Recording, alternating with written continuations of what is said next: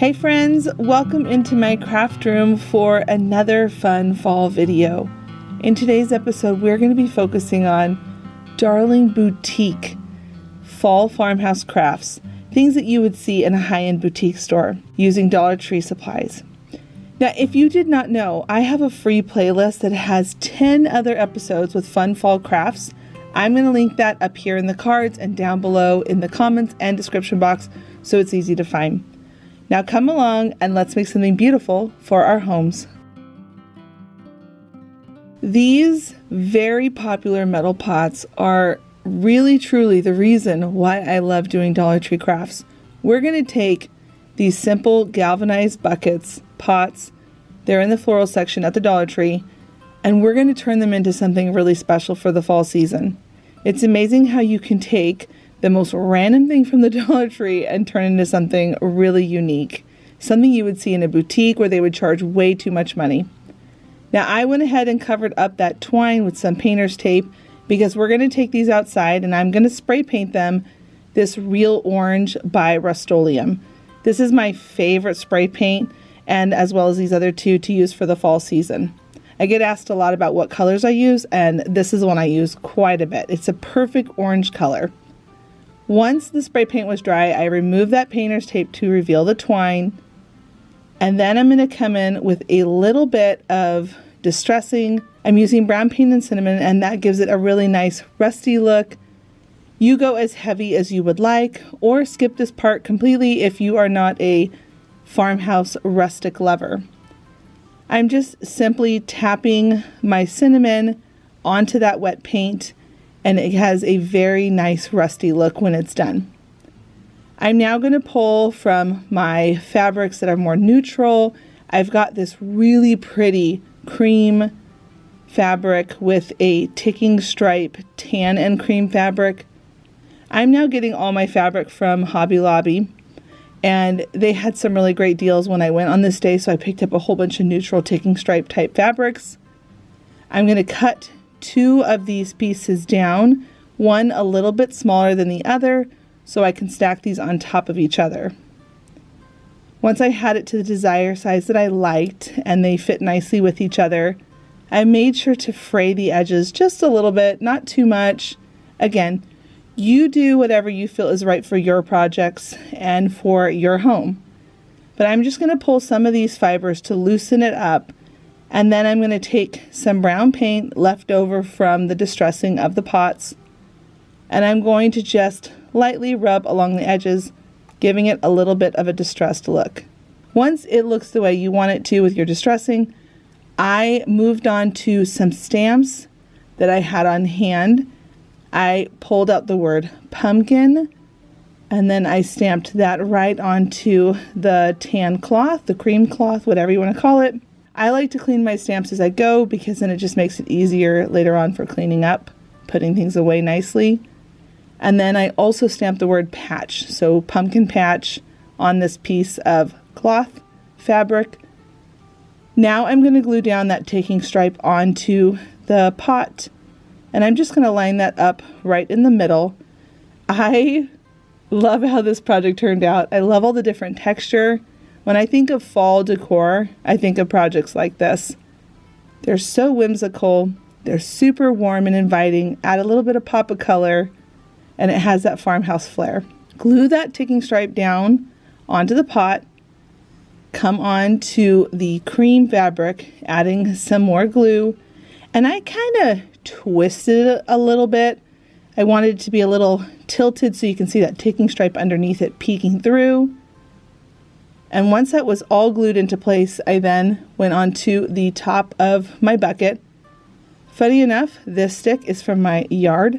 We were doing a whole bunch of start of fall cleanup in my garden, and I had this huge branch that I pulled off of a tree. And I now have just been cutting it up and using it here in my craft room. I love things like that that contribute to crafts. So if you have a backyard and you have a bunch of sticks, definitely go outside and find some of those. It's a great affordable way to make a cute pumpkin. I glued that down, added some moss, and then I wanted to tie a bow on the other one. I decided not to put any fabric on the actual pot itself. So I'm taking this pretty satin ribbon. I lightly spritz it first just to activate the fabric. And as it starts to dry with the heat gun, it pulls in those fibers, allowing it to shrivel up and have a very vintage ribbon look. On the other gingham ribbon that I get from the Dollar Tree, I'm just not even having to wet it. There's enough polyester in it that it's pulling tight. And I just go over it with the heat gun to cause it to shrivel up, and it saves me tons of money instead of buying really expensive vintage ribbon. I tied the first bow onto the twig that is on the top of the pot. And then the second one, I tied it and then glued that onto that beautiful Merlot burgundy deep satin ribbon. Now, I had this gold leaf button on hand. I have been saving this thing forever.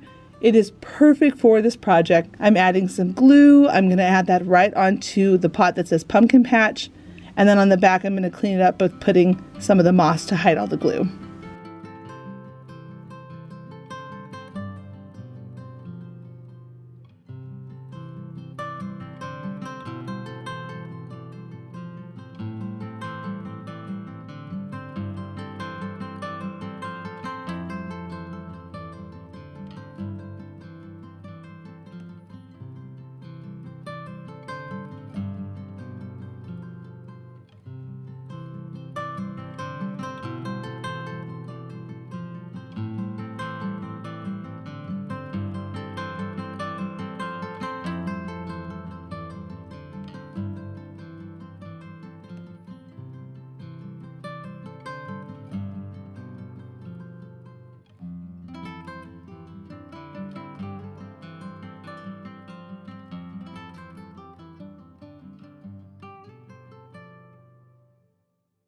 For this project, we're going to be using one of these boxes from the Dollar Tree. This is one I've had since Christmas.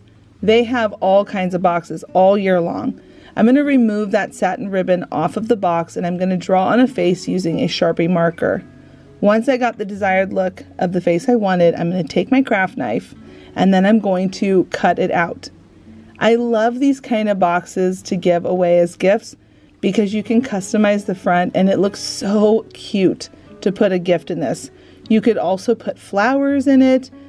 It is such a fun decor piece or gift piece to give to someone, and it's just a new way to look at these boxes in a different light. I'm taking it outside to spray paint in my real orange gloss paint from Rust-Oleum, and once it's dry, I'm going to bring it back inside, add on some crackle mixed medium on it. I've heard you can use Elmer's glue. I still haven't tried that, but I totally believe you all when you say that that's a possibility as well because it has the same slick surface as the mixed medium. I'm now going to take 2 pieces of wire because I want to coil them so it looks more like a branch. Once I've twisted it to my desired look, I'm going to take it back through to the other hole to create a handle for this cute darling box. And then I'm going to twist that into place. This is the reason why I love these kind of gift boxes, because you can really customize them however you want for a very special friend in your life, or you can use it as decor. Affordable decor pieces or gift boxes that are just so special for your home or loved one. Now to really fancy up the top just a little bit more, I'm going to take one of these beaded garlands. I'm going to coil that all over the wire, and it really just has a beautiful fall look to it.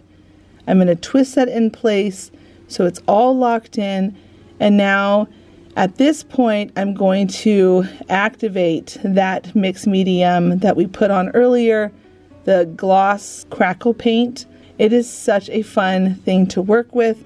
I'm going to use a lighter paint color. I went darker for the base, lighter for the top, and then you'll see it immediately start to take effect. When you're putting it on, just a pro tip, don't drag your brush too much. When you drag it, it causes the paint to slick and move and lift, and you'll have patches. So when you go that first brush, make sure there's a lot on your brush as you go down with your swipe, and it'll keep it from it being dragged and moving out of place. So you can see here I got a lot on my brush. I'm going to move on to the next spot, and I drag down. I try really hard not to pass a spot I've already painted a second time unless I have a lot of paint on my brush, because when you do, it lifts up the paint that's starting to crackle.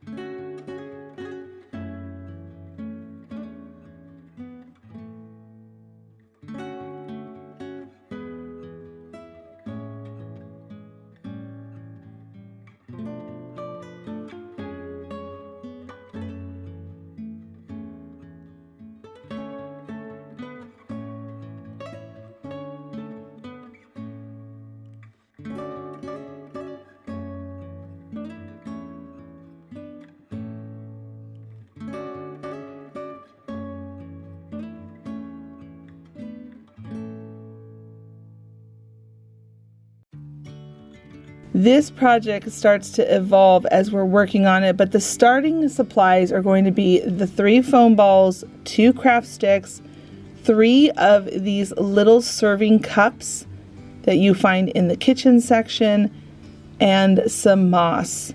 Now I'm going to take these outside and spray paint them white, but in the end they end up black and they don't end up being white after all. I'm also using a foam square, and you'll see how I use that in a second. Now here they are where they start out white, because I was thinking I was going to go a lighter look with some distressing, and it just didn't end up being that way. That's kind of how I do projects here, but you guys know that if you've been watching my channel for a while.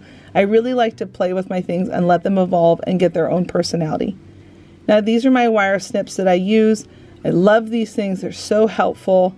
I'm taking the stick, I cut it in half, I pierce it into the foam, and then add some hot glue and add the stick into the foam.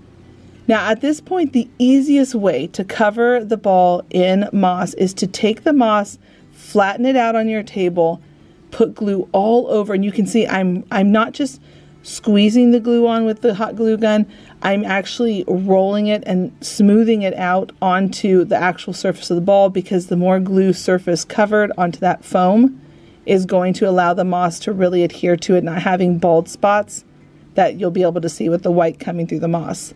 So you can see how I'm laying it here on this table on top of this bed of moss that I made, and I'm just going to keep packing it on while the glue is drying.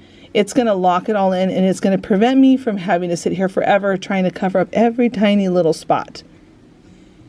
Once I had half of it covered, I moved over to the other spot, flattened that moss out again, put more glue, and rolled it in it again. This is the easiest, quickest way to put moss on a foam ball, and it looks so nice when you're done. Go ahead and pull away any extra that you don't want, cut it with a pair of scissors, give a little haircut, and now we're going to move on to those cups again. We're basically making mini topiaries that you would see at a really cool garden center or at a really cool shopping center. I think these are so cute when they're done. Just wait until you see all 3 of them together styled. They are so cute and so fun and quick to make. So I ended up painting them black because you could see I was trying all kinds of different things, and I was like, you know what? The black is going to look really great for the fall and in the summertime, or I don't know, year round, just because they have a neutral farmhouse look to them. But I'm really excited to style these in my home for the fall. So I poked a hole into that foam that I glued down into the little pot. You can see how it's tipping a little bit because it's top heavy from the foam ball and the moss. I'm going to fix that in just a second. But to cover up the inside of the pot, I'm adding in some Spanish moss into this pot. And here's how I keep it from tipping over. I have these little wood rounds that I get from Hobby Lobby. I'm just going to glue this at the bottom, and it completely corrects them having to feel like they're going to tip over, so I don't have to constantly pick them up, because there's nothing more frustrating than having a decor piece that you have to keep restyling. I have cats. They hop up on shelves sometimes, and they would just knock these over and they'd be constantly rolling off. But adding the base to it allows them to have a nice flat surface to hold on to. I'm going to cover that up with black. Can you see what I was saying? How this project is going to evolve? But those are honestly the best ones when you just keep playing with it and you create something new for your home that just is so pretty. Now I could leave them like that, but I can't help myself. You know me, I love a bow and a button. So I'm adding on this ticking stripe bow, the ribbon I get from the Dollar Tree, and this teensy tiny little button that's brown right in the center of the bow, and it just has such a beautiful boutique look, so high-end looking. I know typically topiaries at boutique stores are crazy expensive, so we're going to make this just for a few bucks using Dollar Tree supplies, and that completes the look. Aren't they so pretty?